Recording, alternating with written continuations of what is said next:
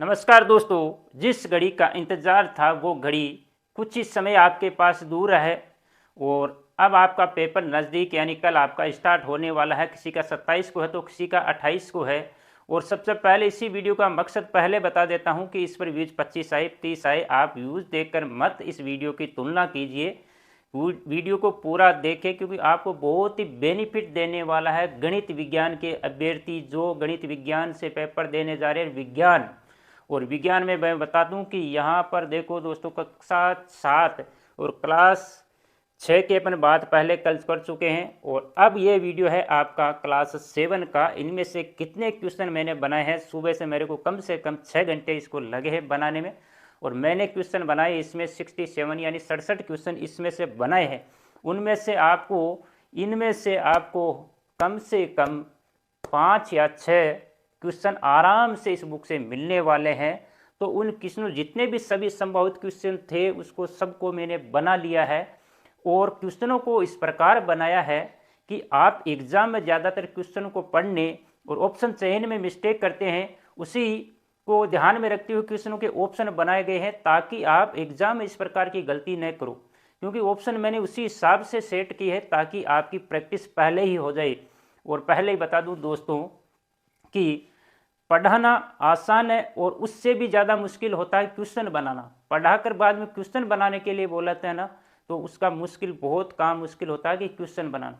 और प्रश्न भी मान लो बना लिया तो उसके सबसे बड़ी सामने आती है कि ऑप्शन क्या रखे, ऑप्शन किस प्रकार से तय करे, ये सबसे बड़ी समस्या होती है। और उससे भी बड़ी समस्या है पढ़ने की होती है, यानी जो पढ़ने वाला होता है वो उसका आंसर देने वाला के लिए और ही ज़्यादा मुश्किल होता है। तो इसी बात को ध्यान में रखें कि सारे 67 के जितनी क्वेश्चन है वो यहाँ पर लिए गए हैं। तो यहाँ पर एक पीडीएफ के माध्यम से अपन फटाफट क्वेश्चन करेंगे क्योंकि यहाँ पर ज़्यादा अपन क्वेश्चनों की व्याख्या करेंगे नहीं, क्योंकि आपका कल ही एग्जाम है और नेक्स्ट वीडियो आपका क्लास 8 का आने वाला है। तो तुरंत तैयार रहिए और आपको अच्छे क्वेश्चन लगते हैं ऑप्शन से तो ज़रूर वीडियो को लाइक कर देना, अपने दोस्तों के साथ शेयर कर देना। और जैसे जैसे क्वेश्चन चल रहा है उसी के हिसाब से आप पहले अपना आंसर कमेंट के माध्यम से देना और फिर मैं आपको आंसर बताने वाला हूं यहाँ पर। तो आपका आंसर कमेंट के माध्यम से आना चाहिए। किसके माध्यम से आना चाहिए? कमेंट के माध्यम से आना चाहिए। और इसी जोश और जुनून के साथ आप पर भी क्या होगी, तैयार रहे क्योंकि आज है महाशिवरात्रि और आप पर होगी होने वाली है महाकाल की कृपा। तो तैयार रहिए, जोश और जुनून के साथ, तत्परता के साथ अपने पेपर आराम से दे के आना, क्योंकि ये पात्रता है, कोई यहाँ पर आपको वहाँ नहीं जाना है।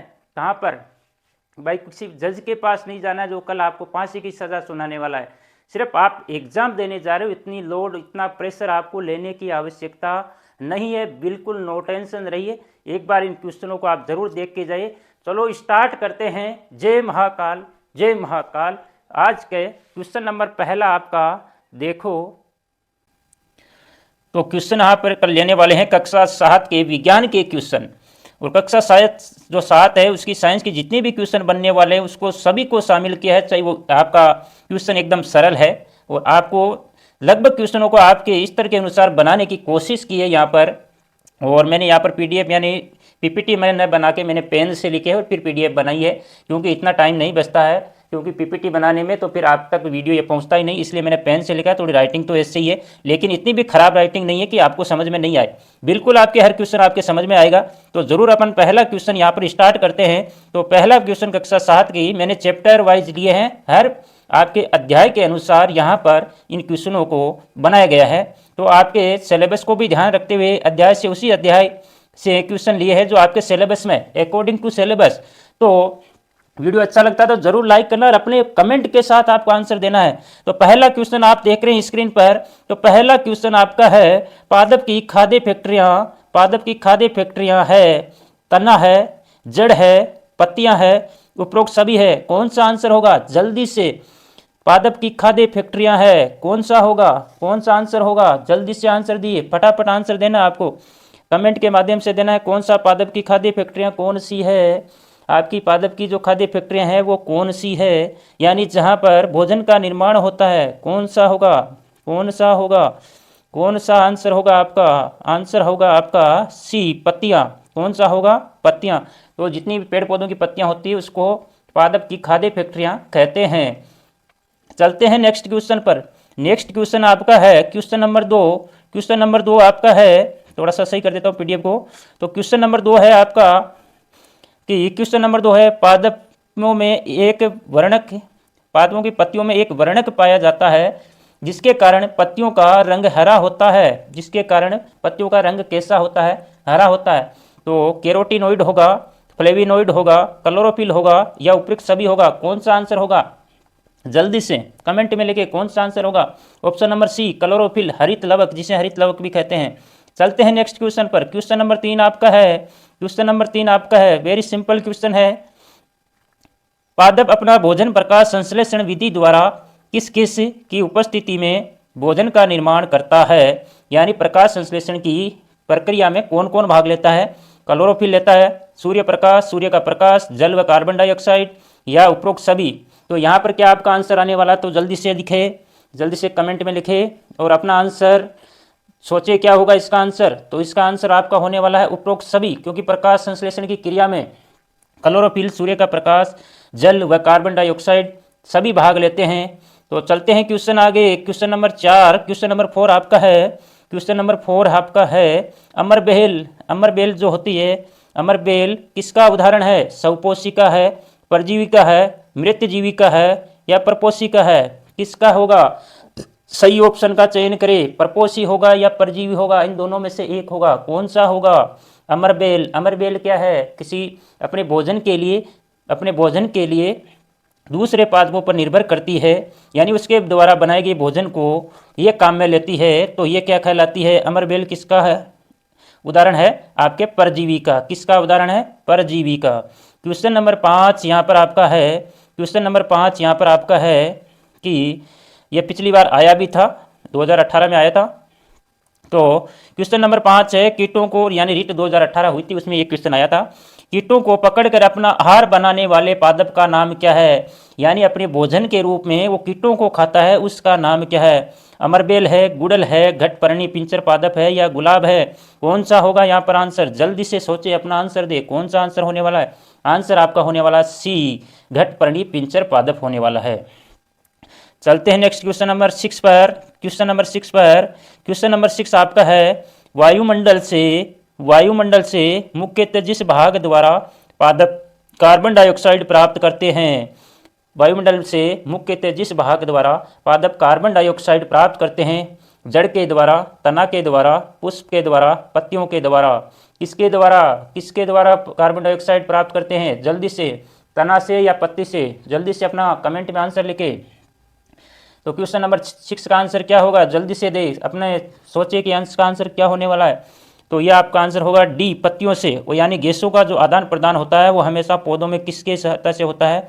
पत्तियों के माध्यम से होता है। तो ऑप्शन नंबर डी आपका राइट आंसर होगा। क्वेश्चन नंबर 7 आपका है, क्वेश्चन नंबर 7 है पादप के किस भाग द्वारा प्रकाश संश्लेषण हेतु वायु से कार्बन डाइऑक्साइड ली जाती है? कार्बन डाइऑक्साइड ली जाती है। वो भी क्वेश्चन सेम ही था, यह भी क्वेश्चन सेम है, लेकिन ऑप्शन अलग है।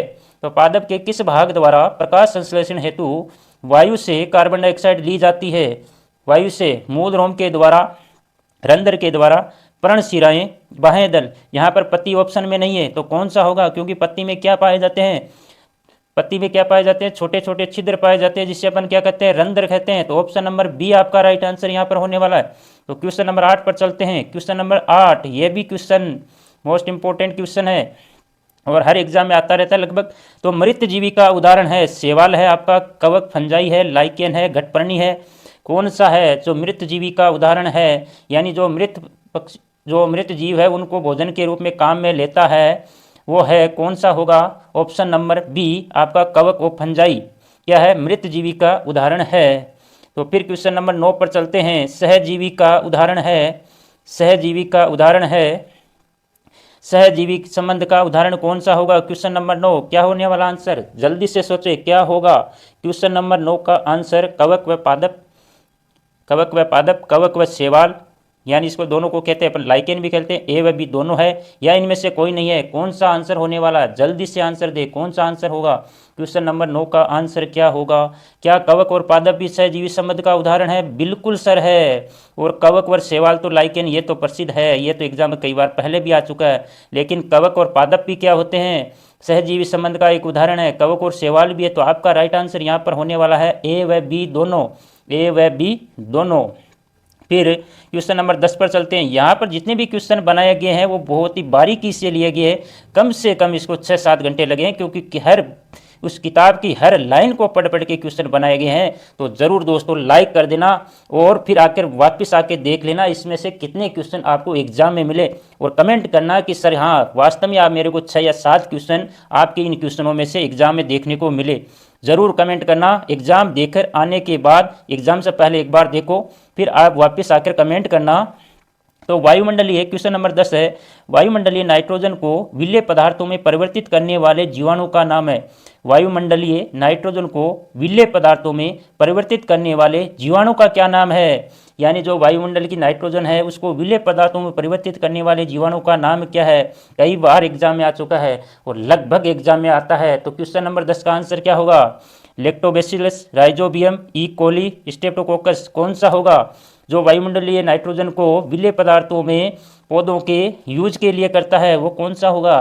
क्वेश्चन नंबर 10 का आंसर आपका होने वाला है राइजोबियम। कौन सा, राइजोबियम। तो ऑप्शन नंबर बी आपका राइट आंसर होगा। क्वेश्चन नंबर 11 पर चलते हैं। तो क्वेश्चन नंबर 11 आपका है, आहार नाल का निर्माण करता है। सिंपल सा क्वेश्चन है। तो आहार नाल का निर्माण कौन करता है। मुख गुहिका, ग्रास नली, ग्रसिका, ग्रास नली या ग्रसिका और अमाशय, यानी आपका पाचन तंत्र स्टार्ट हो गया है। सुधांतर, बृहदांतर व मलद्वार, उपरोक्त सभी क्या होने वाला आंसर। यानी आहार नाल का निर्माण कौन कौन से अंग मिलकर करते हैं। तो जल्दी से आंसर क्या होगा क्वेश्चन नंबर 11 का। क्वेश्चन नंबर 11 का आपका आंसर होगा option number D. Option number D, उपरोक्त सभी मिलकर किसका निर्माण करते हैं, आहार नाल का निर्माण करते हैं। फिर आपको यहाँ पर क्वेश्चन नंबर 12 है। इसमें मैंने ऑप्शन दिए नहीं है क्योंकि थोड़ा सा ऑप्शन में चक्कर यहाँ पर पड़ गया, क्योंकि यहाँ पर संख्या थोड़ी सेम हो रही है। तो मैंने ऐसे ही इस क्वेश्चन को यहाँ पर लिख दिया है। और यह है आपके यानी दांतों की संख्या है। और दांतों के 4 प्रकार आपको यहाँ दे रखे हैं, कृतक, रदनक, अगर चैवर्णक और चैवर्णक, है ना। तो कृतक आगे वाले दांत जो भोजन को पकड़ने में काम आते हैं, रदनक जो चीरने फाड़ने के काम आते हैं, अगर चैवर्णक और चैवर्णक आपको भोजन को चबाने और पीसने में काम आते हैं। और यहाँ पर मैंने एक सूत्र लिखा दंत सूत्र, तो इसको ध्यान से रखना, ध्यान से देख लेना कि दंत सूत्र क्या है। दंत सूत्र आपका 21-23 यानी 21-23 जो ऊपर की संख्या लिखी है वो आधे जबड़े की है। आधे जबड़े का मतलब आधे जबड़े में, नीचे के आधे जबड़े में 2 आपके कृतक हो गए, 1 रदनक होगा, 2 आपके अगर चैवर्णक हो गए और 3 आपके चैवर्णक दांत हो जाएंगे इस टाइप से। और फिर आधे जबड़े में भी वही सेम सिस्टम ये रहने वाला 21/23, और इसको जोड़ोगे तो 21/23 और 21/23 यानी सबको प्लस करोगे तो आपके पास आएंगे, यानी एक जबड़े में कितने आएंगे देखो 2 3 3 2 5 5 3 8 8 8 16 16 ऊपर में 16 होंगे तो टोटल कितने दांत हो गए 32। तो ध्यान रखना। तो कृतक के दांतों की संख्या कितनी है यहाँ पर 4 होगी। एक जबड़े की बात करें कितनी होगी 4। रदनक, रदनक में कितनी होगी, कृतक के दांतों की संख्या यहाँ पर बेमेल है, थोड़ा सा मैं मिला देता हूँ। तो कृतक के दांतों की संख्या टोटल यहाँ पर कितनी होने वाली है, यहाँ पर 8 होने वाली। कितनी होने वाली है 8 होने वाली है। और रदनक की संख्या कितनी वाली है, एक जबड़े में 2 होती है तो ऊपर वाले और टोटल मिलके 4 हो जाएंगे। अगर चैवर्णक के कितने होंगे 8 होंगे और चैवर्णक कितने हो जाएंगे 12 हो जाएंगे। इस प्रकार ये फॉर्मूला आपको याद रखना है। ये ऊपर 2100 यानी 2123 लिखा है, ये आधे जबड़े का, फिर आधे जबड़े का 2123 हो गई, यानी इन संख्याओं को जोड़ लेना 2 1 2 3, फिर आधे जबड़े का 2 1 2 3, इस प्रकार आप याद रख लेना। तो क्वेश्चन नंबर 13 पर चलते हैं। क्वेश्चन नंबर 13 शानदार क्वेश्चन है आपका, कई बार एग्जाम में पूछा जाता है। तो क्वेश्चन नंबर 13 आपका है, आहार नाल का सबसे चौड़ा भाग चपटा तथा जे आकृति का होता है वह है। यानी आहार नाल अपने ऊपर एक क्वेश्चन देखा था, उनमें से उस अंग का नाम बताना है जो सबसे चौड़ा होता है, चपटा होता है और उसकी आकृति जे आकृति की होती है। सुधांतर यानी छोटी आंत होती है, बृहदांतर बड़ी आंत होती है, अमाशय होता है या मलद्वार होता है। इनमें से कौन सा राइट आंसर होने वाला है। जल्दी से अपना आंसर सोचे और कमेंट में लिखे कि इसका आंसर क्या होने वाला है। तो इसका आंसर आपका होने वाला है अमाशय। अमाशय सबसे आहार नाल का चौड़ा भाग होता है, चपटा होता है, इसकी आकृति जे के समान होती है। क्वेश्चन नंबर 14 आपके सामने है। तो क्वेश्चन नंबर 14 है शरीर की सबसे बड़ी ग्रंथि। शरीर की सबसे बड़ी ग्रंथि, पुराना क्वेश्चन है, हर बार रिपीट हो जाता है। तो शरीर की सबसे बड़ी ग्रंथि अग्नाशय है, यकृत, लीवर है, पीयूष ग्रंथि है, वृक्क है, कौन सा होगा? ये तो सब जानते होंगे। ऑप्शन नंबर बी यकृत शरीर की सबसे बड़ी ग्रंथि है। चलते हैं क्वेश्चन नंबर 15 पर। तो क्वेश्चन नंबर 15 आपका है, सुमेलित करना है आपको, मिलान करना है। तो मिलान करना है तो आपको मिलान करने के लिए भाई अमाशय, कौन अमाशय, यकृत, अग्नाशय, लाला ग्रंथि, कौन से पी यानी इन ग्रंथियों के द्वारा सारवित पदार्थ का नाम आपको बताना है। तो अमाशय कौन सा सारवित करता है? हाइड्रोक्लोरिक अम्ल। कौन सा हाइड्रोक्लोरिक अम्ल? यकृत यानी लीवर आपका पीतरस, और अग्नाशय आपका करता है अग्नाशय रस का सारवन करता है, और लाला ग्रंथि आपके लाला रस का सारवन करती है। और यह भी ध्यान रखना, लाला ग्रंथि मुंह में पाई जाती है। यकृत, अग्नाशय, अमाशय। तो अमाशय का ध्यान रखना, अमाशय के द्वारा हाइड्रोक्लोरिक अम्ल भोजन में मिलाया जाता है, जिसके कारण एक क्वेश्चन आगे आएंगे अपन पढ़ेंगे, जिसके कारण भोजन का माध्यम अमाशय में अम्लीय हो जाता है। तो कौन सा आंसर होगा यहाँ पर? तो आपका आंसर यहाँ क्वेश्चन नंबर 15 में ऑप्शन का सही चयन करें। 15 का आंसर होगा आपका, अगर इसके हिसाब से देखिए, ऑप्शन नंबर सी। कौन सा हो जाएगा? ऑप्शन नंबर सी आपका राइट आंसर यहाँ पर होने वाला है। तो मिलान वाले क्वेश्चन को सही ढंग से करना, ताकि कहीं गलती नहीं कर बैठे। तो क्वेश्चन नंबर चलते हैं, क्वेश्चन नंबर 16 आपका है। क्वेश्चन नंबर 16 आपका दे रखा है अमाशय में भोजन की, जस्ट अभी बताया, तो क्या आंसर होने वाला है इसका? अमाशय में भोजन की प्रकृति कैसी होती है? अमाशय में भोजन की प्रकृति कैसी? सार्य होती है, अम्लीय होती है, उदासीन होती है, नॉन या कोई नहीं? इनमें से कौन सा आंसर होगा? तो क्योंकि अमाशय में अभी क्वेश्चन पहले वाले क्वेश्चन में पढ़ा कि अमाशय हाइड्रोक्लोरिक अम्ल का सारवन करता है, भोजन में मिलाता है, ताकि आने वाले जीवाणु भोजन के साथ अनावश्यक जीवाणु प्रवेश कर जाते हैं, वो नष्ट हो जाते हैं। तो कैसी प्रकृति होती है? अम्लीय होती है। कौन सी होती है? अम्लीय होती है। तो फिर क्वेश्चन नंबर 17 आपका है। क्वेश्चन नंबर 17 आपका, क्वेश्चन नंबर 17 है पीत रस द्वारा जिसका पाचन होता है। पीत रस के द्वारा, पीत रस के द्वारा, बहुत इंपॉर्टेंट क्वेश्चन है। पीत रस के द्वारा जिसका पाचन होता है, कार्बोहाइड्रेट का होता है, प्रोटीन का होता है, वसा का होता है, उपरोक्त सभी या सबका होता है, या इनमें से किसी एक का होता है? किसका होता है? पीत रस के द्वारा।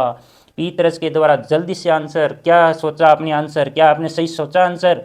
जल्दी से क्या सोचा? सोच लिया? तो क्वेश्चन नंबर 17 का आंसर है आपका सी। किसका पाचन करता है? सी का करता है। ऑप्शन नंबर सी, सॉरी, किसका पाचन करता है? वसा का पाचन करता है। पीत रस किसका पाचन करता है? वसा का। Very very important question. Question number 18 पर चलते हैं। क्वेश्चन नंबर 18 है, क्वेश्चन नंबर 18 है, क्वेश्चनों को बहुत ही ध्यानपूर्वक बनाया गया है, ताकि आपकी हर चीज़ सिलेबस के अकॉर्डिंग क्लियर होती जाए, और ऑप्शन भी इसी प्रकार से चयन किए गए हैं। तो अमाशय से ऑप्शन चयन वाले क्वेश्चन और आगे आपको एक से बढ़कर एक मिलने वाले हैं। तो अमाशय से सारवित अग्नाशय रस किसका पाचन करता है? बिल्कुल सेम वैसे ही क्वेश्चन आया। अमाशय से सारवित अग्नाशय रस से, जो अमाशय से सारवित होता है अग्नाशय रस से, तो उसके द्वारा किसका पाचन होता है? कार्बोहाइड्रेट का होता है, प्रोटीन का होता है, या ए व बी दोनों, यानी कार्बोहाइड्रेट प्रोटीन दोनों का होता है, या वसा का होता है? क्या आंसर होने वाला आपका? बताओ जल्दी से कमेंट में लिखो इसका आंसर। क्वेश्चन नंबर 18 का आंसर क्या होने वाला है? ऑप्शन नंबर सी आपका यह आंसर होने वाला है, क्योंकि अग्नाशय रस आपको कार्बोहाइड्रेट का पाचन भी करता है और प्रोटीन का, दोनों का करता है। तो ऑप्शन नंबर सी यहाँ पर राइट आंसर होने वाला है। तो फिर क्वेश्चन नंबर चलते हैं क्वेश्चन नंबर 19 पर। तो क्वेश्चन नंबर 19 आपका है, क्वेश्चन नंबर 19 है वसा का पूर्ण रूपेण पाचन जिस अंग में होता है वह है। वेरी वेरी इंपॉर्टेंट, कई बार पहले भी एग्जाम में आ चुका है। वसा का पूर्णतः पाचन किस अंग में होता है? आहार नाल के किस अंग में होता है? अमाशय में होता है, मुख में होता है, शुद्धांत्र में होता है, बृहदांत्र में होता है। शुद्धांत्र का मतलब छोटी आंत, बृहदांत्र का मतलब बड़ी आंत। किसमें होता है? किसमें होता है? ऑप्शन नंबर सी, शुद्धांत्र, छोटी आंत में वसा का पूर्ण रूप से पाचन हो जाता है, क्योंकि छोटी आंत शुद्धांत्र में ही आपका ऊपर जो क्वेश्चन पड़ा है, क्योंकि अग्नाशय इसका पाचन करता है वो। तो पीत रस वसा का क्या करता है? पाचन करता है, और पीत रस छोटी आंत में आके मिलता है। तो इसका मतलब वसा का जो पूर्ण रूपेण पाचन होगा वो कहाँ होगा? छोटी आंत शुद्धांत्र में ही होगा। किस में होगा? शुद्धांत्र में ही होगा। कई बार क्वेश्चन अब ये पूछा जा चुका है। फिर है आपका क्वेश्चन नंबर 20। तो क्वेश्चन नंबर 20, जल का अवशोषण मुख्यतः जिस अंग द्वारा होता है वह है। यह भी क्वेश्चन कई बार आ चुका है। तो जल का अवशोषण किस अंग में होता है? अमाशय में होता है, ग्रसिका में है, शुद्धांत्र, बृहदांत्र में। क्या होने वाला आंसर? क्या होने वाला? ये रिपीटेड क्वेश्चन है, क्योंकि कई एग्जामों में आ चुका है। जल का अवशोषण बड़ी आंत में, बृहदांत्र। ऑप्शन नंबर डी आपका यहाँ पर आंसर होगा। ऑप्शन नंबर डी यहाँ पर आपका आंसर होने वाला है। क्वेश्चन नंबर 21 पर चलते हैं। क्वेश्चन नंबर 21 है आपको, पचे हुए भोजन का अवशोषण का कार्य करते हैं। पचे हुए भोजन के अवशोषण का कार्य करते हैं। बृहदान्तर करते हैं, दीर्घरोम या रसांकुर करते हैं, या दोनों करते हैं, नॉन, कौन सा इसका आंसर होगा? यानी जो भोजन पच गया है उसका अब अवशोषण का यानी ग्रहण करने का जो कार्य करेंगे वो कौन करता है? वो आपका है दीर्घरोम। रसांकुर जो छोटी आंत में पाए जाते हैं, शुद्धांतर में पाए जाते हैं, कौन करता है? दीर्घरोम या रसांकुर। तो ऑप्शन नंबर बी आपका राइट आंसर होगा। फिर क्वेश्चन नंबर 22 पर चलते हैं। क्वेश्चन नंबर 22 बहुत ही शानदार क्वेश्चन बनाया मैंने। क्वेश्चन नंबर 22 है, घास में पाया जाने वाला सेलुलोज एक प्रकार है, किसका प्रकार है? विटामिन का है, खनिज लवण का है, कार्बोहाइड्रेट का है, प्रोटीन का है? यानी सेलुलोज घास में पाए जाते हैं तो पशु इसको खाते हैं, तो सेलुलोज पशुओं को किस मात्रा में पोषक तत्व मिलते हैं? खनिज लवण में मिलते हैं, विटामिन के रूप में मिलते हैं, कार्बोहाइड्रेट के रूप में, या प्रोटीन? यानी सेलुलोज किसका प्रकार है? बताना आंसर क्या होगा। क्वेश्चन नंबर 22 का आंसर क्या होने वाला है? क्वेश्चन नंबर 22 का आंसर आपके सी, कार्बोहाइड्रेट। किसका प्रकार है? यानी सेलुलोज में क्या पाया जाता है? कार्बोहाइड्रेट का एक प्रकार है। किसका? कार्बोहाइड्रेट का। क्वेश्चन नंबर अपन 23 पर चलते हैं। अब अपन आगे उष्मा, जो आपके टॉपिक दे रखा है उष्मा, और कक्षा 7 में एक उष्मा का पाठ दे रखा है, उससे बनने वाले क्वेश्चन मैंने यहाँ पर लिए हैं। तो डॉक्टरी थर्मामीटर का प्रास होता है, क्या होता है? डॉक्टरी थर्मामीटर का प्रास -10 डिग्री से 110 डिग्री सेल्सियस, 35 डिग्री सेल्सियस से 42 डिग्री सेल्सियस, 37 डिग्री सेल्सियस से 42 डिग्री सेल्सियस, और 32 डिग्री सेल्सियस से 42 डिग्री सेल्सियस। क्या आंसर होने वाला है? पर कौन सा होगा? कौन सा आंसर होने वाला? जल्दी से देखिए, ऑप्शन सही चयन करिए। क्वेश्चन नंबर 23 का आंसर आपके क्या होने वाला है? जल्दी से सोचे। ऑप्शन नंबर आपका बी, 35 से 42 डिग्री सेल्सियस डॉक्टरी थर्मामीटर का की जो प्रास है वो होती है, क्योंकि मानव शरीर का तापमान इसी रेंज में होता है, इसी के कारण डॉक्टरी थर्मामीटर की रेंज है वो 35 डिग्री सेल्सियस से 42 डिग्री सेल्सियस होती है। चलते हैं नेक्स्ट क्वेश्चन पर। तो नेक्स्ट क्वेश्चन बहुत ही सिंपल क्वेश्चन है और हर एग्जाम में पहले आ चुका है, तो ध्यान से इस क्वेश्चन को देखे और फिर आंसर इसका दे। मानव शरीर का सामान्य तापमान होते हैं 37 डिग्री सेल्सियस होता है, 37.5 डिग्री सेल्सियस होता है, 98.6 डिग्री फ़ारेनहाइट होता है, ए व सी दोनों है। तो इसके ऑप्शनों को देखकर एक बार आप ध्यान से जल्दी में पहला ऑप्शन मत कर देना, क्योंकि आपका क्वेश्चन रोंग जा सकता है, क्योंकि ऑप्शन मैंने इसी हिसाब से बनाए हैं। तो इसका आंसर, सही आंसर क्या होने वाला है? पहला ऑप्शन अगर 37 डिग्री सेल्सियस आपने कर दिया तो क्वेश्चन गलत हो गया। क्वेश्चन आपको आ रहा है लेकिन ऑप्शन आपको चक्कर में डालने वाले हैं। तो पहला ऑप्शन 37 डिग्री सेल्सियस है, दूसरा तो आपका 37.5 डिग्री होगा नहीं।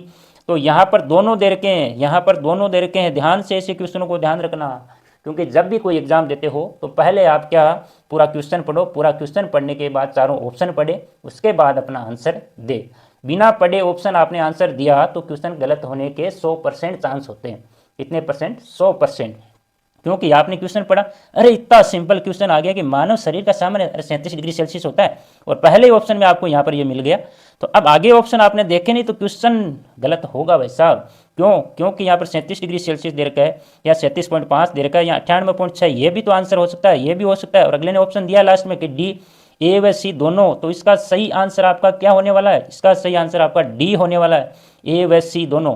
क्या होगा? ए व सी दोनों। के मानव शरीर का सामान्य तापमान डिग्री सेल्सियस में 37 होता है, और फ़ारेनहाइट, डिग्री फ़ारेनहाइट में आपका 98.6 होता है। तो ऑप्शन नंबर डी सही आंसर होगा। तो ऐसे क्वेश्चनों को आप ध्यान से करें। लेकिन मैं एक की बात बोलता हूँ, यहाँ पर इसी क्वेश्चन का उदाहरण देता हूँ, तो वो पहले क्वेश्चन को पढ़े, चारों ऑप्शन ढंग से पढ़े, फिर आप आंसर देना, आपका क्वेश्चन गलत नहीं होने वाला है। चलते हैं क्वेश्चन नंबर 25 पर। तो क्वेश्चन नंबर 25 है, प्रयोगशाला तापमापी का प्रयास होता है, इसकी रेंज क्या होती है? प्रयोगशाला तापमापी का प्रयास क्या होता है? -10 डिग्री से 110 डिग्री, 35 से 42, 37 से 42, 32 से 42। कौन सा आंसर दोगे? प्रयोगशाला तापमापी का प्रयास कितना होता है? प्रयास यानी रेंज कितनी होती है? Question number 25। क्वेश्चन नंबर 25 में आंसर आपका क्या होने वाला है? प्रयोगशाला तापमापी का आंसर आपका होगा -10 से 110 डिग्री होता है, -10 डिग्री सेल्सियस से 110 डिग्री सेल्सियस होता है। क्वेश्चन नंबर 26 पर चलते हैं। तो क्वेश्चन नंबर 26 भी तापमापी से संबंधित है। तो ध्यान रखिए इस क्वेश्चन का कि मौसम की रिपोर्ट देने के लिए अधिकतम तथा न्यूनतम ताप की जानकारी किस तापमापी के द्वारा दी जाती है? मौसम की रिपोर्ट देने के लिए किस तापमापी का उपयोग किया जाता है? अधिकतम न्यूनतम ताप, प्रयोगशाला तापमापी का किया जाता है अधिकतम न्यूनतम तापमापी के द्वारा, डॉक्टरी थर्मामीटर के द्वारा, ए व बी दोनों से। कौन सा आंसर होगा? कौन सा आंसर होगा? हटा देता हूं, जल्दी से देखो आंसर कौन सा होने वाला है। आंसर होगा आपका बी वाला। कौन सा आंसर होगा? आंसर आपका होगा बी वाला। कौन सा आंसर होगा? बी वाला। यहाँ पर क्वेश्चन पेन से लिखे हुए हैं, लेकिन वेरी वेरी इंपॉर्टेंट क्वेश्चन लिखे हैं, पेन से लिखे हैं, लेकिन क्वेश्चनों में दम है भाई साहब। देख लेना क्वेश्चन में, एग्जाम देने के बाद वापस आके देखना और फिर कमेंट करना कि सर आए तो थे क्वेश्चन। यहाँ पर मेरे पास इतनी सुविधा नहीं है, तो इसीलिए मैं पेन से लिख रहा हूँ, क्योंकि सुविधा होती तो मैं भी आपको लाइव क्लास के माध्यम से यहाँ पर क्या करवाता, क्वेश्चनों को करवाता और आप ज़रूर वहाँ पर देखते। क्योंकि हम तो छोटे हैं ना, लेकिन अपने पास सामान बहुत है, सामान बहुत है। तो यहाँ उष्मा के स्थानांतरण की किस विधि में उष्मा के स्थानांतरण की किस विधि में माध्यम की आवश्यकता नहीं होती है। ये भी क्वेश्चन कई बार एग्जाम में आ चुका है। चालन में नहीं होती है, संवन में नहीं होती, विकर्ण में नहीं होती, या बी व सी दोनों में नहीं होती। क्या आंसर होगा आपका, बताओ, जल्दी से कमेंट करो कि आपका आंसर क्या होगा, और कमेंट करते चलो ताकि आपको पता चले कि हमने आंसर जो दिया हुआ है वो सही हुआ या गलत हुआ। अगर गलत हुआ तो आपका उसके बाद में ये क्वेश्चन गलत कभी नहीं होगा, क्योंकि कमेंट के माध्यम से आप जल्दी से आंसर लिखो। तो किसमें माध्यम की आवश्यकता नहीं होती है, तो आपका आंसर क्या होगा, आपका आंसर होने वाला है ऑप्शन नंबर सी, विकर्ण में माध्यम की आवश्यकता नहीं होती है, बाकी इसमें माध्यम की आवश्यकता होती है, संवन में भी होती है। चलो, बहुत ही शानदार क्वेश्चन है। निम्न में से असत्य कथन है, क्वेश्चन नंबर 28। असत्य कथन की पहचान आपको करनी है। असत्य पूछा, सत्य नहीं पूछा, इसका भी ध्यान रखना। सत्य पूछता है, हाँ पूछता है, नहीं पूछता है, तो क्वेश्चनों को ध्यान से पढ़ना। समुद्र समीर समुद्र से थल की ओर बहती है, थल समीर थल से समुद्र की ओर बहती है। समुद्र समीर दिन में तथा थल समीर रात में, या इनमें से कोई नहीं, यानी सभी कथन सत्य है। इसका मतलब आंसर आपका कोई नहीं होगा। तो कौन सा आंसर होगा अपने हिसाब से, जल्दी से बताओ, जल्दी से कमेंट करके बताओ कि इसका आंसर क्या होने वाला है। क्वेश्चन नंबर 28 का आंसर क्या होने वाला है। क्वेश्चन नंबर 28 का आंसर, क्वेश्चन इसी कारण से मैंने ऑप्शन चयन किए। अगले ने क्या पूछा है, असत्य कथन पूछा है, जबकि ये भी सत्य है, ये भी सत्य है, ये भी सत्य है। तो फिर आपका आंसर क्या होगा, फिर क्या होगा, आंसर आपका डी होगा, ऑप्शन नंबर डी। कोई नहीं, कोई कथन असत्य है ही नहीं। तो इसका मतलब आपका आंसर कौन सा होगा, कोई नहीं, ऑप्शन डी वाला। समुद्र समीर, समुद्र हमेशा समुद्र से थल की ओर बहती है, थल समीर हमेशा थल से समुद्र की ओर बहती है, और समुद्र समीर दिन में बहती है। और इसको याद अगर कंफ्यूज रहता है तो समुद्र, समुद्र से थल, थल थल से समुद्र, ठीक है, कंफ्यूज दूर हो गया। और समुद्र समीर, समीर मतलब वहाँ पर तटीय क्षेत्र जो भवन बनाए जाते हैं, जो मकान बनाए जाते हैं, उसकी खिड़कियाँ समुद्र की ओर करते हैं। अगर खिड़कियाँ समुद्र की ओर क्यों करते हैं, क्योंकि समुद्र से आने वाली ठंडी हवाएं घर में प्रवेश कर सके। इसीलिए समुद्र समीर कब चलती है, दिन में चलती है, जबकि थल समीर रात में चलती है। और इसका साइंस का अगर रीजन देखेंगे तो वो बड़ा लंबा वीडियो हो जाएगा। तो आपका आंसर होगा इसमें डी। तो चलते हैं क्वेश्चन नंबर 29 पर। क्वेश्चन नंबर 29 आपका है, क्वेश्चन नंबर 29 है 30 डिग्री, क्वेश्चन नंबर 29 है 30 डिग्री के 1 लीटर जल को 50 डिग्री सेल्सियस के 1 लीटर जल के साथ मिलाया गया है, तो मिश्रण का ताप क्या होगा। क्या आंसर होने वाला आपका, 80 डिग्री होगा, 50 डिग्री से अधिक होगा लेकिन 80 डिग्री से कम होगा, और 20 डिग्री सेल्सियस होगा, या 30 डिग्री और तथा 50 डिग्री सेल्सियस के बीच होगा। क्या होगा, आपने उष्मा का टॉपिक पढ़ा है, बहुत ही अच्छी तरीके से पढ़ा, तो इसका आंसर जल्दी से कमेंट में लिखे, इसका आंसर क्या होने वाला है। क्योंकि एक का तापमान कितना है, 30 डिग्री है, दूसरे का 50 डिग्री है, तो इसका तापमान क्या होगा, उष्मा हमेशा उच्च ताप से निम्न ताप की ओर संचरित होती है। तो इसका मतलब इसका दोनों का तापमान 30 और 50 के बीच रहने वाला, ऑप्शन नंबर डी यहाँ पर राइट आंसर आपका होने वाला है। ऑप्शन नंबर डी आपका राइट आंसर होगा। चलते हैं नेक्स्ट क्वेश्चन पर। तो नेक्स्ट क्वेश्चन आपका क्वेश्चन नंबर 30 है, क्वेश्चन नंबर 30 है, क्वेश्चन नंबर 30 यही उष्मा से स्टेनलेस इस्पात की कढ़ाई में प्राय कॉपर की तली लगाई जाती है, तो ऐसा क्यों करते हैं, उसकी कॉपर की तली लगाई जाती है। तांबे की तली लकड़ी कढ़ाई को अधिक टिकाऊ बना देती है, या ऐसी कढ़ाई देखने में सुंदर लगती है, या स्टेनलेस इस्पात की उपेक्षा तांबा उष्मा का अच्छा चालक होता है, या स्टेनलेस इस्पात की उपेक्षा तांबे को साफ करना अधिक आसान होता है। क्या आंसर होने वाला है यहाँ पर, बहुत सिंपल की इजी क्वेश्चन है ये। तो आपको सकारात्मक यानी पॉजिटिव आंसर इसमें आपको दिख गया होगा। तो आंसर क्या होने वाला है, तो यहाँ पर आपका आंसर होगा option number C, option number C, option number C, stainless इस्पात की उपेक्षा तांबा उष्मा का अच्छा चालक होता है। उसके कारण उसकी तली में किसकी तली लगाई जाती है, तांबे की तली बना दी जाती है, ताकि वो गैस से अच्छी तरीके से उष्मा को प्राप्त कर सके और गैस का नुकसान नहीं हो, इसीलिए उसका उपयोग किया जाता है। तो ऑप्शन नंबर सी आपका आंसर होगा। क्वेश्चन नंबर 31 पर चलते हैं। क्वेश्चन नंबर 31 आपका है, क्वेश्चन नंबर 31 आपका है 40 डिग्री ताप की लोहे की किसी गोली को कटोरी में भरे 40 डिग्री सेल्सियस ताप के जल में डुबोया गया है, तो इस प्रक्रिया में उष्मा, भाई 40 डिग्री सेल्सियस लोहे की किसी गोली है और जो जल का तापमान है वो भी 40 डिग्री सेल्सियस है, उसमें डुबोया जाता है, तो आपके हिसाब से क्या होगा, लोहे की गोली से जल की ओर स्थानांतरित होगी उष्मा, ना तो लोहे की गोली से जल की ओर स्थानांतरित होगी और न ही जल से लोहे की गोली की ओर स्थानांतरित होगी, या जल से लोहे की गोली की ओर स्थानांतरित होगी, दोनों के ताप में वृद्धि कर देगी। क्या होगा, क्या आंसर होने वाला है? यहां से मैं लाइनें हटा देता हूं, अब पढ़ लो ध्यान से कौन सा आंसर होने वाला है। दोनों का ही ताप सेम है, दोनों का ही ताप सेम है, तो इसका मतलब उष्मा उच्च ताप से निम्न ताप की ओर चलती है। तो यहाँ पर दोनों का ताप सेम है, तो उष्मा कहीं नहीं जाएगी, स्थिर रहेगी, क्योंकि दोनों का टेम्परेचर क्या है, सेम है। तो ऑप्शन नंबर आपका आंसर बी होने वाला है। न तो लोहे की गोली से जल की ओर जाएगी, ना जल से लोहे की गोली की ओर स्थानांतरित होगी, तो ऑप्शन नंबर बी आपका राइट आंसर होने वाला है। चलो जी, चलो क्वेश्चन नंबर 32 पर चलते हैं। क्वेश्चन नंबर 32 आपका है, प्राकृतिक सूचक नहीं है, निम्न में से कौन सा प्राकृतिक सूचक नहीं है? लिटमस नहीं है, हल्दी नहीं है, गुड़हल नहीं है, फिनोल्फ्थालीन नहीं है, कौन सा नहीं है? जल्दी से कमेंट करके बताओ कौन सा नहीं है।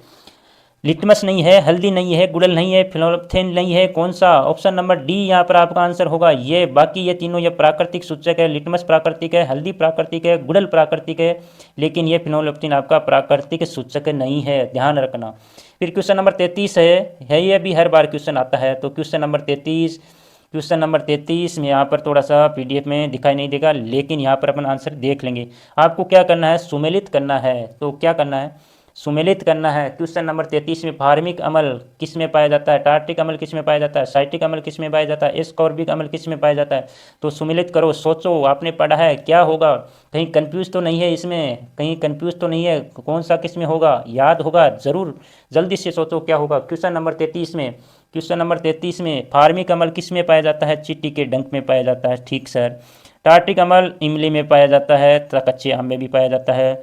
साइट्रिक अम्ल का संतरा और नींबू में पाया जाता है। एस्कॉर्बिक अम्ल किस में पाया जाता है? आपका आंवला सिट्रस फल में पाया जाता है। तो आपका आंसर आप पर होने वाला है, तो आपका आंसर एक मिनट ऊपर करते हैं पीडीएफ को, तो इसका आंसर आपका बी वाला हो जाएगा। कौन सा होगा? बी वाला। एक बार ध्यान से देख लेना, क्योंकि बी वाला होगा, क्योंकि आपने इसको ऐसे ऊपर से नीचे की ओर चल रहे हैं, है ना, ऊपर से नीचे की ओर चल रहे हैं, फिर नीचे से ऊपर की ओर जा रहे हैं। तो इसका मतलब ए में 4, बी में 3, सी में 2, डी में 1, option number B right answer होगा। फिर क्वेश्चन नंबर अपन 34 पर चलते हैं। तो क्वेश्चन नंबर 34 का आंसर कौन सा होगा? अम्लीय वर्षा के लिए जिम्मेदार गैस कौन सी है? जल्दी से आंसर इसका दे कि अम्लीय वर्षा के लिए जिम्मेदार गैस कौन सी है। कार्बन डाइऑक्साइड है, नाइट्रोजन डाइऑक्साइड है, सल्फर डाइऑक्साइड है, या उपरोक्त सभी तीनों है। तो जल्दी से आंसर कौन सा होगा क्वेश्चन नंबर 34 का आंसर? तो carbon dioxide gas, nitrogen dioxide, sulphur dioxide, उपरोक्त सभी, क्या होने वाला आंसर? सोच लिया? बिल्कुल सोच लिया सर। तो क्या होगा? ऑप्शन नंबर डी, तीनों ही गैस से अम्लीय वर्षा के लिए जिम्मेदार गैस है। कार्बन डाइऑक्साइड भी है, नाइट्रोजन डाइऑक्साइड भी है, और सल्फर डाइऑक्साइड भी आपकी अम्लीय वर्षा के लिए जिम्मेदार गैस है, क्योंकि ये वर्षा के पानी के साथ मिलकर अम्ल बना देती है, जिसके कारण ये तीनों ही गैसें क्या है, ये कार्बोनिक अम्ल बनाएगी, ये नाइट्रेट बना देगी, और ये सल्फ्यूरिक अम्ल बना देगी। तो ये तीनों ही गैसें जिम्मेदार है। तो उसके बाद भौतिक परिवर्तन का उदाहरण है। भौतिक और रासायनिक परिवर्तन आपको आसान टॉपिक लगता है, लेकिन क्वेश्चन आपको हो सकता है चकरा दे, तो ध्यान रखना, सही से आंसर देना। भौतिक परिवर्तन का उदाहरण है भोजन का पाचन, प्रकाश संश्लेषण, क्रिस्टलीकरण, कोयले का जलना। कौन सा ऐसा भौतिक परिवर्तन है? इन चारों में से कौन सा आंसर आपके हिसाब से होने वाला है? क्वेश्चन नंबर 35 का आंसर क्या होगा? जल्दी से कमेंट करके बताइए कि क्वेश्चन नंबर 35 का आंसर यहाँ क्या होने वाला है। क्वेश्चन नंबर 35 का आंसर सोच लो। भौतिक परिवर्तन का इजी सा क्वेश्चन है। क्रिस्टलीकरण होगा, भोजन का पाचन होगा, कोयले का जलना होगा, कौन सा होगा? तो यहाँ पर देखें कि भोजन का पाचन रासायनिक है, प्रकाश संश्लेषण रासायनिक प्रक्रिया है, कोयले का जलना रासायनिक प्रक्रिया है। तो क्रिस्टलीकरण, ऑप्शन नंबर सी, ये भौतिक परिवर्तन है। ध्यान रखना, क्रिस्टलीकरण की जो प्रक्रिया होती है वो भौतिक परिवर्तन का उदाहरण है, यानी पदार्थ को क्रिस्टल के रूप में प्राप्त किया जाता है। तो ये कौन सा परिवर्तन होगा? भौतिक परिवर्तन होगा। तो ऑप्शन नंबर सी, क्रिस्टलीकरण इसका आंसर होगा। क्वेश्चन नंबर 36 पर चलते हैं। तो क्वेश्चन नंबर 36 आपका है, मोमबत्ती का जलना कौन सा परिवर्तन है? मोमबत्ती का जलना कौन सा परिवर्तन है? रासायनिक परिवर्तन है, भौतिक परिवर्तन है, या ए व बी दोनों है, या नॉन इनमें से कोई नहीं है? जल्दी से कमेंट करके आंसर बताइए कि मोमबत्ती का जलना कौन सा परिवर्तन है। क्वेश्चन को हमेशा ध्यान से पढ़ना, मैं बार बार कह रहा हूँ, फिर भी और कह रहा हूँ कि क्वेश्चन को हमेशा ध्यान से पढ़ना कि मोमबत्ती का जलना कौन सा परिवर्तन है। बिल्कुल सोच लिया आपने आंसर, अपना आंसर सोच लिया, बिल्कुल सोच लिया सर। तो क्वेश्चन नंबर 36 का आंसर आपका होने वाला है ऑप्शन नंबर सी, ए व बी। मोमबत्ती का जलना रासायनिक रासायनिक परिवर्तन भी होगा, भौतिक परिवर्तन भी होगा, क्योंकि ऊष्मा प्राप्त होगी, गैस बनेगी, तो इसका मतलब रासायनिक परिवर्तन भी, और मोम पिघल रहा है तो इसका मतलब भौतिक परिवर्तन भी है। बिल्कुल सर, दोनों होंगे, रासायनिक परिवर्तन भौतिक परिवर्तन दोनों होंगे। चलो आगे चलते हैं। मोम का पिघलना कौन सा परिवर्तन है? मोम का पिघलना कौन सा परिवर्तन है? रासायनिक परिवर्तन, भौतिक परिवर्तन, ए व बी दोनों नॉन, क्योंकि क्वेश्चन आपके माइंड में कौन सा है? मोमबत्ती का जलना। क्वेश्चन आपके माइंड में कौन सा सेट है? मोमबत्ती का जलना, रासायनिक परिवर्तन, भौतिक परिवर्तन दोनों होते हैं, तो तुरंत आप कौन सा आंसर दोगे? ए व बी वाला आंसर दोगे, 100% है यही दोगे, क्योंकि यहाँ पर आपने पढ़ा ही नहीं कि मोम का पिघलना पूछा है। क्या पढ़ा? मोम का पिघलना। कौन सा परिवर्तन होगा? केवल भौतिक परिवर्तन होगा। कौन सा परिवर्तन होगा? भौतिक परिवर्तन होगा। तो ध्यान रखें ऐसे क्वेश्चनों का कि मोमबत्ती का जलना दोनों परिवर्तन है, जबकि मोम का पिघलना भौतिक परिवर्तन है। कौन सा? भौतिक परिवर्तन। ऐसे क्वेश्चनों को ध्यान से पढ़ना चाहिए। चलो ऐसा ही उदाहरण अपन आगे लेते हैं। एक यही भौतिक और रासायनिक परिवर्तन से संबंधित है, तो सोच समझ के आंसर आपको देना है। तो सोच समझ के आंसर, बिल्कुल सही आंसर देंगे सर, बिल्कुल राइट ही देना है, सोचना है, पहले क्वेश्चन को ढंग से पढ़ना है। सिलेंडर में एलपीजी द्रव के रूप में होती है, बिल्कुल होती है सर। सिलेंडर से बाहर आती ही ये गैस में परिवर्तित हो जाती है, बिल्कुल हो जाती है। तो ये परिवर्तन ए है। फिर यही गैस जलती है, यह परिवर्तन बी है। तो सही कथन का चयन कीजिए। प्रक्रम ए एक रासायनिक परिवर्तन है, प्रक्रम बी एक रासायनिक परिवर्तन है, प्रक्रम ए व बी दोनों ही रासायनिक परिवर्तन है, या इनमें से कोई सा ही नहीं। कौन सा आंसर दोगे? बिल्कुल most important, very very most important question है भाई साहब। तो आंसर क्या आएगा यहाँ पर? सिलेंडर से बाहर गैस आई, किस में परिवर्तित हुई? यानी द्रव के रूप में थी, फिर भाई गैस में बदल गई, फिर तो ये परिवर्तन ए हुआ। फिर क्या हुआ? फिर यही गैस जलती है, तो इसका मतलब रासायनिक परिवर्तन हुआ। तो परिवर्तन ए क्या हुआ यहाँ पर? अवस्था परिवर्तन हो रही है, तो इसका मतलब भौतिक परिवर्तन ए हुआ। तो इसका मतलब यहाँ पर आंसर आपका क्या होने वाला है? क्या होगा? आपने सोच लिया? बिल्कुल सोच लिया सर। चलो मैं बताता हूँ। तो इसका आंसर होगा प्रक्रम बी में एक रासायनिक परिवर्तन है, जबकि ए में भौतिक परिवर्तन हो रहा है, क्योंकि उसकी अवस्था परिवर्तित हो रही है। भाई द्रव था, द्रव से गैस में बदल रहा है, तो द्रव से गैस में बदलना भौतिक परिवर्तन होता है ना। तो यहाँ आंसर आपका होगा प्रक्रम बी, एक रासायनिक परिवर्तन है। चलो आगे देखते हैं। क्वेश्चन नंबर 39 आपका वेरी वेरी इंपॉर्टेंट क्वेश्चन है, आपको कई बार एग्जाम में देखा भी होगा। सूर्य के प्रकाश में उपस्थित हानिकारक पराबैंगनी विकिरणों को अवशोषित करने वाली परत कौन सी है? सौभ मंडल, समताप मंडल, मध्य मंडल, ताप मंडल।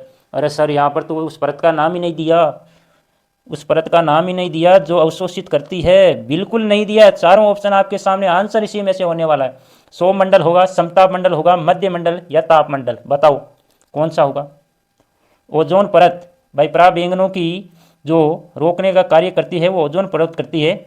तो अब आपको यहाँ ऑप्शन, क्योंकि क्वेश्चन हर बार वही उसी पैटर्न पर पूछेंगे, तो आपसे अपेक्षा क्या रखेंगे फिर हम, क्योंकि ओजोन सीधा ओजोन परत दे देता तो सीधा आंसर आ जाता। तो अब यहाँ पर आंसर क्या आने वाला? जल्दी से कमेंट में लिखिए, सूर्य के प्रकाश में उपस्थित हानिकारक पराबैंगनी विकिरणों को अवशोषित करने वाली परत कौन सी है? तो आपको यह ध्यान होना चाहिए कि ओजोन परत किस मंडल में पाई जाती है, किस परत में पाई जाती है। तो आपका यहाँ पर आंसर होने वाला है, आपका यहाँ आंसर होने वाला समताप मंडल। समताप मंडल में ही तो ओजोन परत पाई जाती है, तो ये समताप मंडल भी हो सकती है, और ओजोन यहाँ पर ऑप्शन में मैंने दिया नहीं, तो इसका आंसर होगा समताप मंडल। ये क्वेश्चन पहले आ चुका है, ये पहले आ चुका है, तो ध्यान रखना समताप मंडल कौन सी परत होगी? समताप मंडल।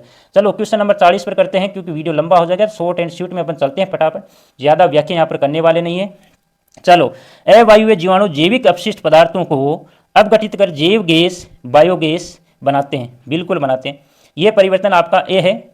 फिर जैव गैस ईंधन के रूप में जलाई जाती है, यह परिवर्तन आपका बी है। यानी क्वेश्चन का कहने का मतलब है जितनी भी अपशिष्ट पदार्थ है उसमें अवायवीय जीवाणु क्या करते हैं, उसको बायोगैस में बदलते हैं, और फिर उसी बायोगैस का उपयोग अपन ईंधन के रूप में करते हैं। तो पहले वाला जो बायोगैस बनी उसका नाम परिवर्तन ए है, और फिर गैस ईंधन के रूप में जलाई जाती है, तो उस परिवर्तन का, उस प्रक्रम को अपन बी बोला। तो अब उसी प्रकार आंसर देने जैसे अपने एक क्वेश्चन पहले किया था, तो क्या होगा इसमें? क्या आंसर होने वाला आपका? आंसर क्या होने वाला? जल्दी से बताइए क्या होगा? प्रक्रम एक रासायनिक परिवर्तन है, प्रक्रम बी एक रासायनिक परिवर्तन है, प्रक्रम ए व बी दोनों ही रासायनिक परिवर्तन है, या इनमें से कोई भी प्रक्रम रासायनिक परिवर्तन नहीं है? कौन सा आंसर होगा? कौन सा आंसर होगा? जल्दी से सोच लो कौन सा आंसर होने वाला है। दोनों ही होंगे रासायनिक परिवर्तन, या दोनों में से किसी एक में रासायनिक परिवर्तन होगा? कौन सा होगा? कौन सा होगा? क्योंकि यहाँ पर देखते हैं कि जीवाणु जैविक अपशिष्ट क्या बना रहा है, बायोगैस बना रहा है। इसका मतलब यहाँ पर ये रासायनिक परिवर्तन है, तो ये भी रासायनिक परिवर्तन है। और फिर ईंधन के कोई भी मालूम पदार्थ जलता है वो हमेशा ही रासायनिक परिवर्तन होता है। तो यहाँ पर आपका आंसर होने वाला है सी, ऑप्शन नंबर सी, प्रक्रम ए व बी दोनों ही रासायनिक परिवर्तन यहाँ पर है।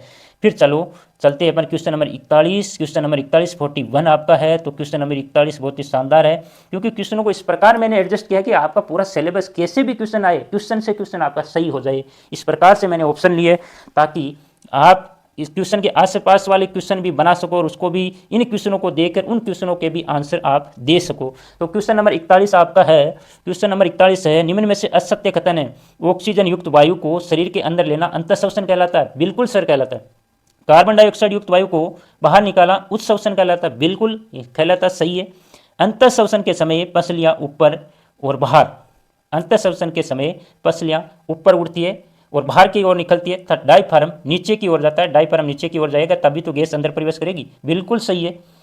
और उत्सर्जन के समय पसलियां नीचे के और अंदर की ओर गति करती है, जबकि डायफ्राम आपका नीचे की ओर गति करता है। भाई साहब डायफ्राम नीचे की ओर गति करेगा तो इसका मतलब यहाँ जमेला है इसके पास। तो ऐसे ध्यान रखना, यहाँ तक इसने क्वेश्चन को सही मैंने बनाया है, जबकि यहाँ से मैंने इस क्वेश्चन को रॉन्ग कर दिया, तब आपको लगेंगे यार क्वेश्चन तो चारों ऑप्शन सही है, मैंने यहाँ से इसको चेंज कर दिया आगे। तो ऐसे क्वेश्चन को ध्यान रखें, क्योंकि यही ट्रिक है आजकल भाई। पहले वाली बात रही नहीं, क्वेश्चन को बनाना है, क्वेश्चन वही है। अब साइंस है, साइंस कोई चेंज थोड़ी होगी। साइंस 10 साल पहले वही साइंस थी, लेकिन क्वेश्चन को पूछने का जो तरीका है वो चेंज हुआ है। साइंस वही है, लेकिन क्वेश्चन का जो पूछने का तरीका है वो चेंज हुआ। तो यहाँ पर इसका आंसर क्या होगा, असत्य कथन आपका कौन सा होगा।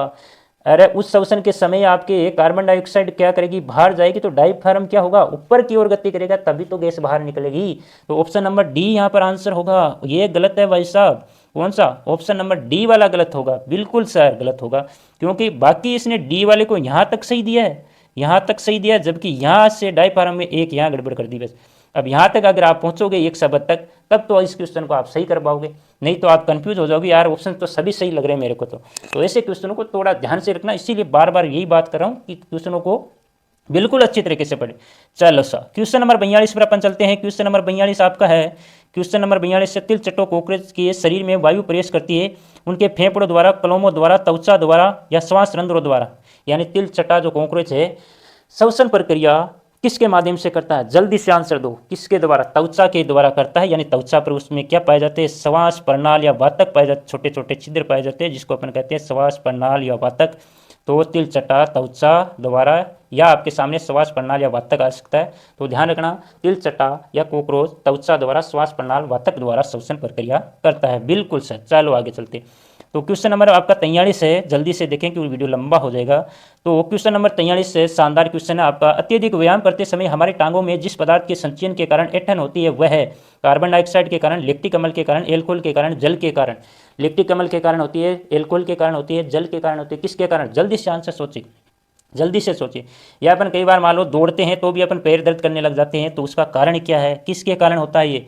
क्योंकि अपन इसको क्वेश्चन की थोड़ी सी व्याख्या कर लेते हैं 2 सेकंड के लिए। क्योंकि अपन दौड़ते ज़्यादा व्यायाम करते हैं, अत्यधिक व्यायाम करते हैं, तो हमारे शरीर को अत्यधिक ऊर्जा की आवश्यकता होती है। उस ऊर्जा की पूर्ति के लिए क्या करना पड़ता है, उस ऊर्जा की पूर्ति के लिए ऑक्सीजन की पूर्ति हो नहीं पाती, क्योंकि वो जो ग्लूकोज का विखंडन है किसकी उपस्थिति में होता है, ऑक्सीजन की उपस्थिति में होता है।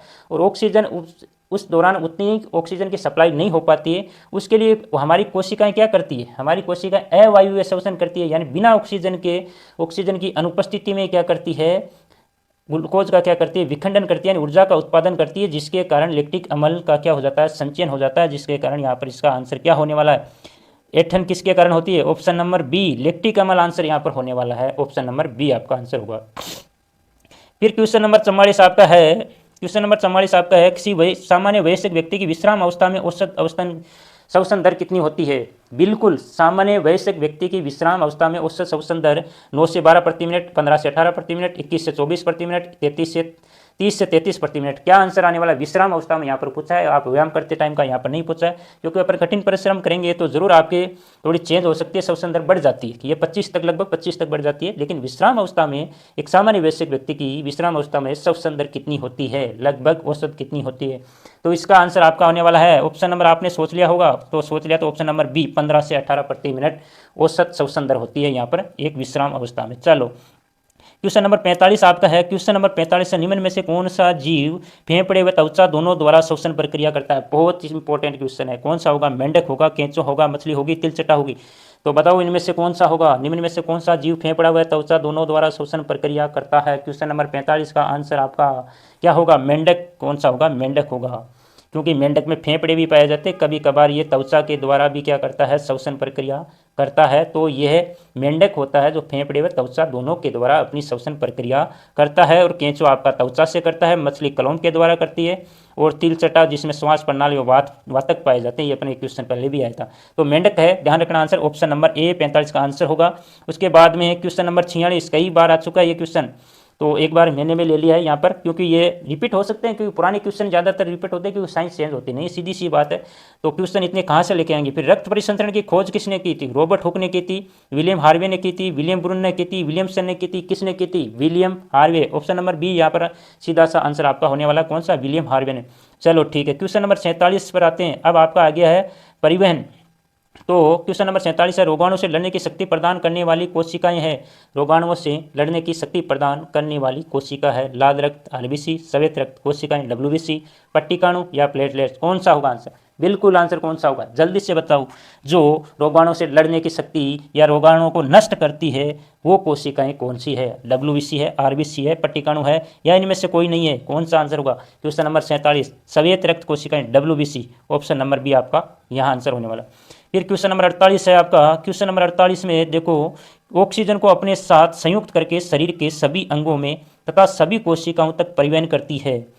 तो ध्यान से पढ़ना क्वेश्चन को। ऑक्सीजन को अपने साथ करके यानी अपने साथ लेके शरीर के सभी अंगों में तथा फिर सभी कोशिकाओं तक परिवहन करती है। आरबीसी करती है, डब्ल्यूबीसी करती है, प्लेटलेट्स करती है, नॉन कौन करती है इनमें से, या कोई नहीं? कौन सा आंसर होने वाला? सोचो, जल्दी सोचो अपना आंसर, सोचो क्या होगा आंसर यहाँ पर, क्या होने वाला है? जरूर कमेंट में लिखते जाओ आंसर, अपना अपना आंसर क्या होने वाला है, ताकि आप गलत करोगे तो भी, आप अगर गलती करोगे तो उससे ज़्यादा सीखोगे।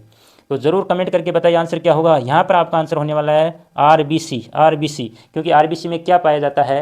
हीमोग्लोबिन पाया जाता है। तो ऑक्सीजन हीमोग्लोबिन के साथ संयुक्त होकर शरीर की प्रत्येक कोशिका तक पहुंच सकती है। तो इसका मतलब परिवहन कौन करती है? आरबीसी करती है, बिल्कुल, लाल रक्त कोशिका। चलो क्वेश्चन नंबर 49 पहले आ भी चुका है, आया हुआ क्वेश्चन। रक्त का थक्का बनाने में सहायक है।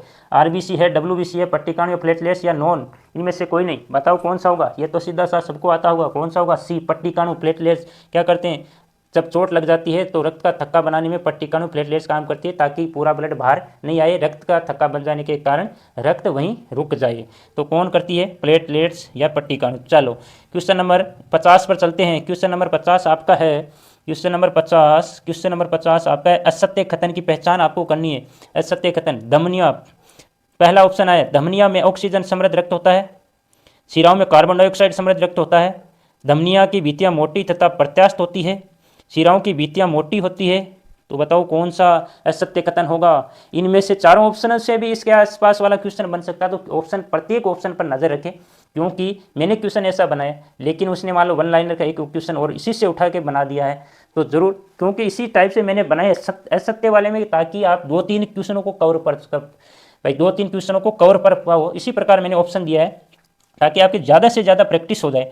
तो असत्य कथन कौन सा होगा? तो असत्य कथन यहाँ पर देखो, धमनियों में ऑक्सीजन समृद्ध युक्त रक्त, यानी जो धमनियों में रक्त होता है ऑक्सीजन युक्त होता है, बिल्कुल होता है। शिराओं में कार्बन डाइऑक्साइड समृद्ध रक्त होता है, बिल्कुल होता है। धमनियाँ भित्तियाँ मोटी होती है तथा प्रत्यास्थ होती है। मोटी होती है क्योंकि अधिक प्रेशर के साथ, अधिक दबाव के कारण धमनियों की, भाई ब्लड का अधिक प्रेशर रहता है, धमनियों में रहता है, जिसके कारण इसकी दीवारें क्या होती है? मोटी होती है और प्रत्यास्थ होती है, बिल्कुल होती है। तो शिराओं की भित्तियाँ क्या होती है? क्योंकि इसमें प्रेशर कम रहता है, जिसके कारण इसकी पतली होती है। तो यहाँ पर मैंने क्या लिखा? मोटी होती है। तो इसका मतलब ये असत्य कथन हुआ। तो राइट आंसर आपका कौन सा होगा? शिराओं की भित्तियाँ मोटी नहीं होती है, पतली होती है। तो इसका मतलब सही ऑप्शन आपका डी होगा। और ये भी ध्यान रखना, धमनियाँ हृदय से अंगों की ओर रक्त को लेके जाती है, जबकि शिराएं आपको अंगों से कार्बन डाइऑक्साइड युक्त रक्त को हृदय की ओर लेके आती है। बिल्कुल सर, तैयार है। चलो आगे। तो क्वेश्चन नंबर आपका 51 है। क्वेश्चन नंबर आपका 51 है, क्वेश्चन नंबर 51 है, किस जंतु में परिसंचरण तंत्र नहीं पाया जाता है? बिल्कुल दो आंसर क्या होगा, स्पंजो, हाइड्रा, ए व बी दोनों नॉन। किसमें रक्त परिसंचरण तंत्र नहीं पाया जाता है? तो रक्त परिसंचरण तंत्र नहीं है तो अपशिष्ट पदार्थों को किस प्रकार बाहर निकालते हैं जंतु? तो कौन सा आंसर होने वाला? इसका आंसर होगा स्पंजो, हाइड्रा दोनों में रक्त परिसंचरण तंत्र नहीं पाया जाता है, क्योंकि ये भोजन और जल के अपशिष्ट पदार्थों के साथ ही क्या करते हैं, अपने अपशिष्ट पदार्थों को जो होते हैं उसके साथ ही बाहर कर देते हैं। तो स्पंज और हाइड्रा में रक्त परिसंचरण तंत्र नहीं पाया जाता है। और ऑक्सीजन की बात रहती है तो जल के साथ घुली हुई ऑक्सीजन का उपयोग स्पंज और हाइड्रा कर लेते हैं, जिसके कारण उसको ऑक्सीजन की सप्लाई भी जल के माध्यम से कर ली जाती है। इसके कारण इनमें जंतुओं में परिसंचरण तंत्र नहीं पाया जाता है। चलो आगे, तो क्वेश्चन नंबर 52 है। क्वेश्चन नंबर 52 है, मानव द्वारा उत्सर्जित अपशिष्ट पदार्थों में प्रमुख है। ये कई बार आ चुका है क्वेश्चन। मानव द्वारा उत्सर्जित अपशिष्ट पदार्थों में प्रमुख कौन सा? अमोनिया करता है अपशिष्ट पदार्थों के रूप में। मेन मुख्य पदार्थ कौन सा उत्सर्जित करता है? यूरिक अम्ल करता है, अतिरिक्त लवण करता है, यूरिया करता है। बताओ कौन सा होगा? तो यह तो आपको आता होगा, जल्दी से कमेंट करो, नहीं सोचो आंसर क्या होने वाला। इसका आंसर होने वाला ऑप्शन नंबर डी। कौन सा? Option number D. बिल्कुल सर, यूरिया होगा। क्या होगा? यूरिया। चलो क्वेश्चन नंबर 53 है आपका। क्वेश्चन नंबर 53, पादपों में जल का परिवहन कौन करता है? ये भी आ चुका है क्वेश्चन, आया हुआ है। पादप में जल का परिवहन जाइलम के द्वारा होता है, फ्लोएम के द्वारा होता है, रंध्रों के द्वारा होता है या मूल रोमों के द्वारा होता है? किसके द्वारा होता है? कौन सा आंसर होगा? क्वेश्चन नंबर 53 का आंसर सोचो जल्दी से फटाफट, क्या होने वाला आपके हिसाब से? क्वेश्चन नंबर 53 का आंसर, यानी जल का परिवहन किसके द्वारा होता है? कौन से उत्तक के द्वारा होता है? यानी पादप में उत्तक पाए जाते हैं, यानी समूहन उत्तक दो प्रकार के आपके हो गए। तो समूहन उत्तक में कौन? एक जाइलम होता है, एक फ्लोएम होता है। तो जाइलम के द्वारा यहाँ पर जल का परिवहन किया जाता है। किसके द्वारा? जाइलम के द्वारा। ऑप्शन नंबर ए आपका सही आंसर यहाँ पर होने वाला है। चलो क्वेश्चन नंबर आपका 54 पर चलते हैं। क्वेश्चन नंबर 54 पर चलते हैं। तो क्वेश्चन नंबर आपका 54 है, पादपों में भोजन का परिवहन होता है किस उत्तक के द्वारा होता है? किस समूहन उत्तक के द्वारा? जाइलम के द्वारा, फ्लोएम के द्वारा, रंध्रों के द्वारा, मूल रोमों के द्वारा? किसके द्वारा होगा? किसके द्वारा होगा? फ्लोएम के द्वारा। पानी का तो होता है जाइलम के द्वारा, और आपके भोजन का हो जाएगा फ्लोएम के द्वारा। यानी भोजन का मतलब पत्तियों में भोजन का निर्माण होगा, वहाँ से भोजन प्रत्येक पौधे के प्रत्येक भाग तक पहुँचाने का जो कार्य है वो कौन करता है? फ्लोएम के द्वारा, यानी फ्लोएम उत्तक के द्वारा। यहाँ पर ऑप्शन नंबर आपका बी आंसर होने वाला है। चलो सर क्वेश्चन नंबर चलते हैं। क्वेश्चन नंबर है 55। क्वेश्चन नंबर 55 55, इसका आंसर, पादप के कायिक अंग कौन कौन से? मूल है, तना है, पत्ती है, उपरोक्त सभी है। कौन सा आंसर होने वाला है? कौन सर? यहाँ पर ऑप्शन नंबर डी आपका होगा, क्योंकि मूल, तना, पत्तियां तीनों ही क्या है यहाँ पर पादप के कायिक भाग है। बिल्कुल सर है। चलो क्वेश्चन नंबर 56 पर चलते हैं। तो क्वेश्चन नंबर 56 पर है आपका है, पादप का जनन अंग कौन सा है? मूल है, तना है, पत्तियां हैं, पुष्प है। कौन सा होगा इनमें से जो जनन अंग कहलाता है पादप का? कौन सा होगा? डी होगा। कौन सा होगा? ऑप्शन नंबर डी, पुष्प क्या कहलाता है? पादप का जनन अंग कहलाता है। बिल्कुल सर कहलाता है। चलो क्वेश्चन नंबर 57 आपका है। क्वेश्चन नंबर 57 आपका है, क्वेश्चन नंबर 57 है, ब्रायोफिल्म पतरचटा अपने जिस भाग द्वारा जनन करता है? तना के द्वारा करता है, पत्ती के द्वारा, मूल रोम के द्वारा, पुष्प के द्वारा। ये क्वेश्चन आ चुका है पहले भी, तो ध्यान रखना। तो ब्रायोफिल्म पतरचटा अपने जिस भाग द्वारा जनन करता है वो किसके द्वारा? पत्ती के द्वारा। पतरचटा का नाम से याद हो जाएगा, पतरचटा और पत्ती के द्वारा जनन करता है। बिल्कुल सही आंसर आपका बी होगा। फिर क्वेश्चन नंबर 58 है। क्वेश्चन नंबर 58 आपका है, बीजाणु उत्पन्न करने वाला एक पादप जीव है। गुलाब है, डबल रोटी का पुंपुद है, आलू है, अदरक है। इसके ऑप्शन दे के भी आंसर दे सकते हो। तो कौन सा आंसर होगा? क्वेश्चन नंबर 58 का आंसर आपका बी, डबल रोटी का पुंपुद होने वाला। बिल्कुल एक बार देख के जाना, क्योंकि एग्जाम में आपको मिलने वाले 5 से 6 क्वेश्चन यहाँ से मिलने वाले हैं। तो परिपक्व होने पर अंडा से, यानी पेड़ पौधों में जो अंडा से होते हैं, यानी पुष्प के बाद अंडा से पादपों में विकसित हो जाता है। परिपक्व होने पर अंडा से किस में विकसित हो जाता है? बीज में होगा, पुंकेसर में, स्त्री केसर में, फल में? किस में होगा? किस में होगा? जल्दी से आंसर, जल्दी से कमेंट में आंसर दो। बिल्कुल कौन सा होगा आंसर? बिल्कुल सोच लिया सर। तो इसका आंसर आपका होगा डी, फल में परिवर्तित हो जाता है। चलो सर आगे चलते हैं। तो क्वेश्चन नंबर 60 आपका देख रहे हैं। क्वेश्चन नंबर 60 है, असत्य कथन है। बहुत इंपॉर्टेंट क्वेश्चन है। मैंने इस क्वेश्चन को असत्य कथन इसलिए बनाया क्योंकि इसके बजाय मैंने एक क्वेश्चन बना दिया, इससे 5 क्वेश्चन बन सकते हैं। इसीलिए मैंने इस क्वेश्चन को असत्य का बनाया है, ताकि आपके 4-5 क्वेश्चन इसी एक ही क्वेश्चन से बन जाए। चलो ध्यान से पढ़ना। मक्का, पपीता, ककड़ी और खीरा के पुष्प एक लिंगी पुष्प होते हैं। एक लिंगी पुष्प वो होते हैं जिस पर एक ही प्रकार का युग्म पाया जाता है, यानी या तो स्त्री केसर होगा या पुंकेसर होगा। सरसों, गुलाब और पिटूनिया के पुष्प द्विलिंगी पुष्प है, यानी इस पर स्त्री केसर, एक ही पुष्प पर स्त्री केसर, पुंकेसर दोनों पाए जाते हैं, तो वो द्विलिंगी होगा। पराग कोश में पराग गण होते हैं। पराग कोश में पराग कण होते हैं, बिल्कुल। स्त्री केसर में पराग कण होते हैं। तो कौन सा आंसर होगा? बिल्कुल आपका ये ध्यान रख लेना इस क्वेश्चन से, एक लिंगी या द्विलिंगी पुष्प का 100% आपको रीट के एग्जाम में क्वेश्चन मिलने वाला है। तो यहाँ से देख लेना, सरसों गुलाब पिटूनिया को याद कर लेना, ये द्विलिंगी है, तीनों को याद कर लेना क्योंकि सबसे ज़्यादा संभावना इसकी है। सरसों गुलाब पिटूनिया द्विलिंगी पुष्प है, बिल्कुल सही आंसर है। और मक्का पपीता ककड़ी खीरा के पुष्प एक लिंगी है, बिल्कुल सही कथन है, ये भी सही है। पराग कोश में पराग कण पाए जाते हैं, ये भी सही है। स्त्री केश में पराग कण होते हैं, नहीं होते हैं, पराग कण नहीं होते हैं। वर्तिका अगर अलग भाग होते हैं, यहाँ पर नहीं होते हैं, तो ऑप्शन नंबर डी आपका गलत होगा। तो यहाँ पर एक के याद करो, द्विलिंगी पुष्प वाले सरसों गुलाब और पिटूनिया द्विलिंगी पुष्प है। इसके पुष्प होते हैं वो कैसे होते हैं, द्विलिंगी होते हैं, याद कर लेना यहाँ पर, क्योंकि 100% आपको क्वेश्चन मिलने वाला है। चलो, पराग गण क्या है, क्वेश्चन नंबर 61 का आंसर क्या होगा। पराग कण क्या, पराग कोश में पराग गण होते हैं। पराग कणों का वर्तिका पर स्थानांतरण, स्त्री केश में परागगण होते हैं, इसमें से कोई नहीं। यानी परागण क्या है यह आपसे पूछा है, तो परागण है पराग कणों का, यानी पराग कोश पर क्या पाए जाते हैं, परागकण पाए जाते हैं। तो ये कण क्या करेंगे, पराग कोश के परागकण वर्तिका पर स्थानांतरण को क्या कहते हैं, परागण कहते हैं। ऑप्शन नंबर बी आपका सही आंसर होगा, ये भी क्वेश्चन पूछा जा चुका है। तो परागगण और परागकण ध्यान रखना, परागण है पराग कणों का वर्तिका पर स्थानांतरण, जबकि पराग कण है आपके पराग कोश में पाए जाने वाले नर युग्म को अपन क्या कहते हैं, पराग कण कहते हैं। चलो ठीक है, आगे क्वेश्चन नंबर 62 आपका, बीज परिक्रमण प्रकृति में होता है, किसके द्वारा होता है। बीज परिक्रमण प्रकृति में होता है पवन के द्वारा, जल के द्वारा, जंतुओं द्वारा, उपयुक्त सभी के द्वारा। बीज परिक्रमण का मतलब आपको ध्यान है तो आप सीधा सा आंसर दे दोगे, जल्दी से बताओ। बीज परिक्रमण का मतलब है बीजों का फैलना, एक स्थान से दूसरे स्थान पर पहुंचना। तो पवन के द्वारा पहुंच सकते हैं, जल के द्वारा पहुंच सकते हैं, जंतुओं के शरीर पर चिपक के पहुंच सकते हैं, या कौन सा, ऑप्शन नंबर डी सभी के द्वारा बीज परिक्रमण होता है, यानी एक स्थान से दूसरे स्थान पर बीजों का फैलना ही बीज परिक्रमण है ना। तो पवन के द्वारा भी हो सकता है, जल के द्वारा भी हो सकता है, जंतुओं के द्वारा भी हो सकता है। तो उपरोक्त सभी आंसर आपका ऑप्शन नंबर डी होगा। कौन सा होगा, डी वाला। चलो क्वेश्चन नंबर 63 आपका है, इंपॉर्टेंट क्वेश्चन है भाई साहब, आवर्त गति का उदाहरण नहीं है।